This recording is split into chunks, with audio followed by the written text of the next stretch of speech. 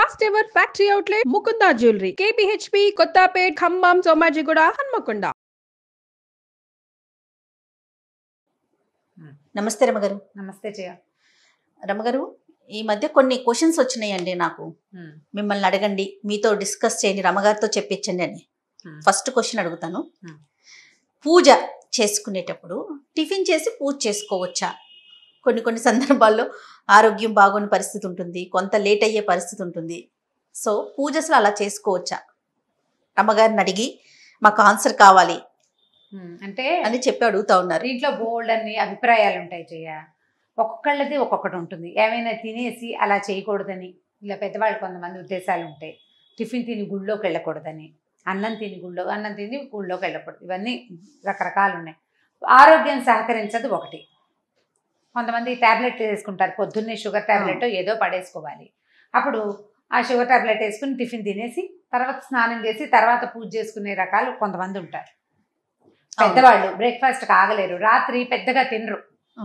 నా పరిస్థితి కూడా అంతే జయ. రాత్రి ఏదో జావ తాగుతాను అంతే, నేను 7కో 8కో అంతే.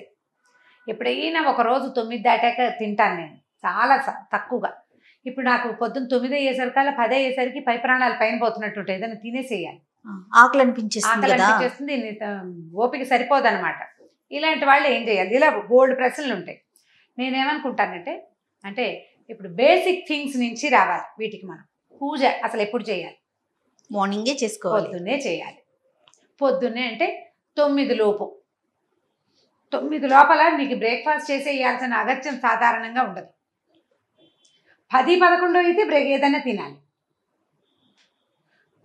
మొట్టమొదట పూజ ఎప్పుడు చేయాలి అనే దానికి ఒక నియమం ఏర్పరచుకోవాలి. పెంద్రాళ్ళే లేచి గబగబా ఇల్లు వాకిలి చిమ్ముకోకుండానో ఊడ్చి తుడవకుండానో పని వాళ్ళు వస్తే వాళ్ళు చేస్తారనో, లేకపోతే దేవుడి గది ఒకటి తుడుచుకుందామనో ఏదో ఒకటి ఆలోచన చేసి ఒక చెంబు నీళ్ళు పోసుకుని చక్కమని దీపారాధన చేసుకుని ఏదైనా 4 పువ్వులు పెట్టుకుని చిన్న పూజ ఏదైనా చేసుకుని ఒక పండో ఫలమో ఇంకొకటో నైవేద్యం పెట్టేసుకుని బయటకు వచ్చి మిగిలిన పనులు చేసుకున్నావు అనుకో, టిఫిన్ చేస్తావు, అందరితో పాటు నువ్వు కూడా తినేస్తావు. అలా కాకుండా స్నానం చేయకుండా అలాగే ఉండి మెల్లిగా ఆ పని ఈ పని చేసి పిల్లలకి బ్రేక్ఫాస్ట్లు పెట్టేసి మగవాళ్ళకి బ్రేక్ఫాస్ట్ పెట్టి వాళ్ళని బయటికి పంపించి లేదా ఆఫీస్ పని మీద కూర్చోబెట్టి ఆ తర్వాత నువ్వు స్నానం చేసి ఆ తర్వాత నువ్వు చేయాలంటే వీళ్ళందరి కోసం చేసిన టిఫిన్ ఏమో చల్లారిపోతుంది, నీకు నీరసం వస్తుంది, తినేయాలనిపిస్తుంది, అప్పుడు ఆకలి అనిపిస్తుంది కదా. ఇప్పుడు ఎంతసేపు మనకి ఆత్మారాముడు గోల పెడుతుంటే అసలు రాముడు పూజ ఏం జరుగుతుంది? సరిగ్గాను జరగదు కదా. అందుకని మన విధానాలు కొంచెం మార్చుకుంటే అసలు ఈ ప్రశ్నలు రావు.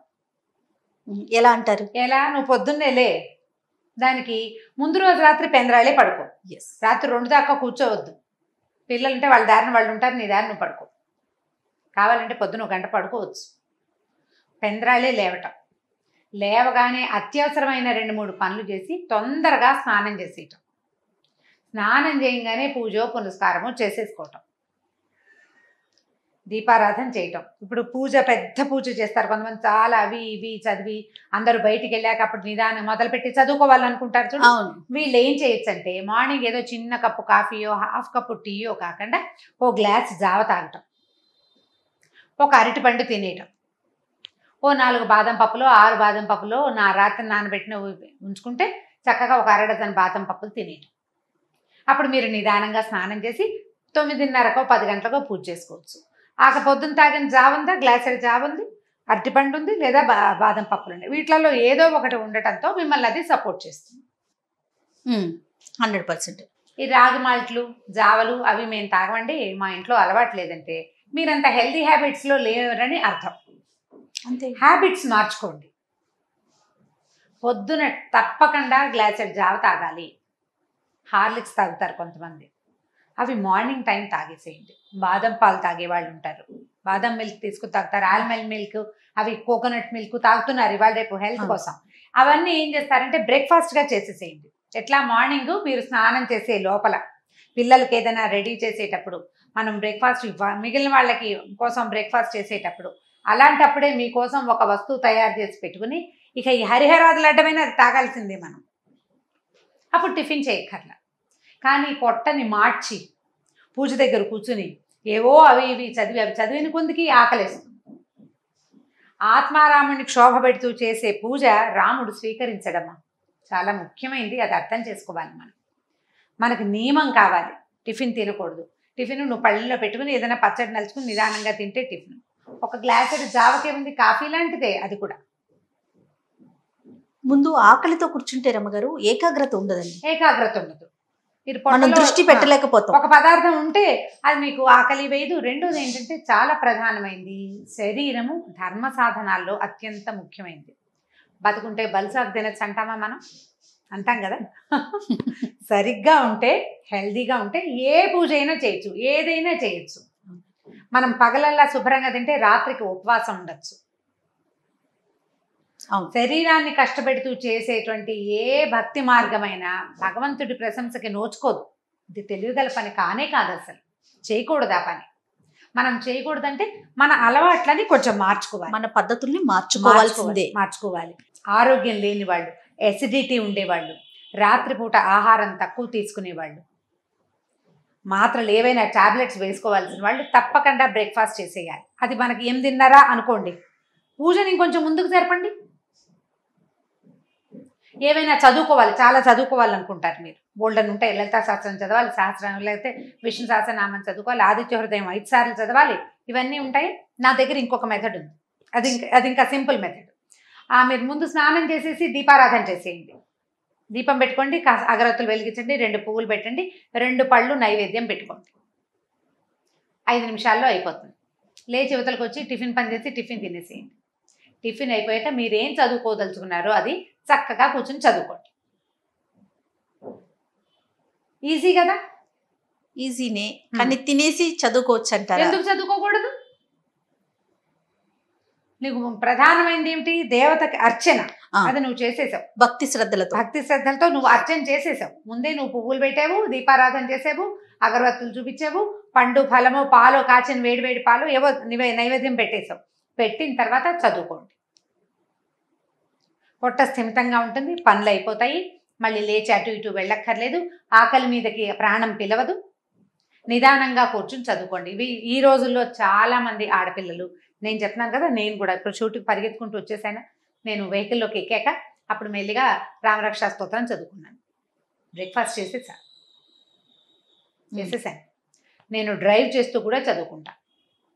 ఎక్కడికైనా వెళ్తూ క్యాబ్లో చదువుకోవచ్చు, కార్లో కూర్చొని చదువుకోవచ్చు.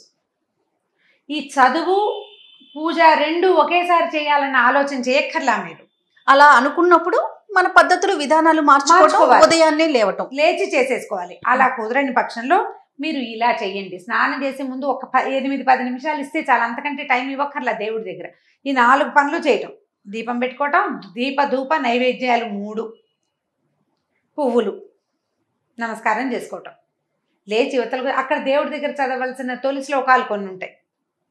ఇవి అలా కాదు, మేము సంకల్పం చెప్పుకుని పూజ చేసుకునే వాళ్ళు కొంతమంది ఉంటారు. అవునండి. రోజు సంకల్పం చెప్పుకుని నిత్య పూజ షోడశోపచారాలు చేసే అలవాటు ఉన్నవాళ్ళు మీరంతా చక్కగా జావ తాగేసి ఈ పని చేయండి. ఏదో ఒకటి తాగేసేయండి. ఆత్మారావుని శాంతపరచాలంటారు. ఇంత కాకుండా బాగా ఆ మాత్రం తీసుకోండి. పెద్ద గ్లాస్ తీసుకోండి. ఒక అరటి పండు తినండి. పండుకి ఏ దోషము ఉండదు, ఏమి ఇబ్బంది, శుభ్రంగా తినేసేయచ్చు. బాదం పప్పులు నానబెట్టుకోండి. ఇప్పుడున్న సిచ్యువేషన్లో కూడా బాదాములు, తర్వాత ఏమో వాల్నట్స్ చాలా మంచివట. ఈ 2 నట్స్ చాలా మంచివి.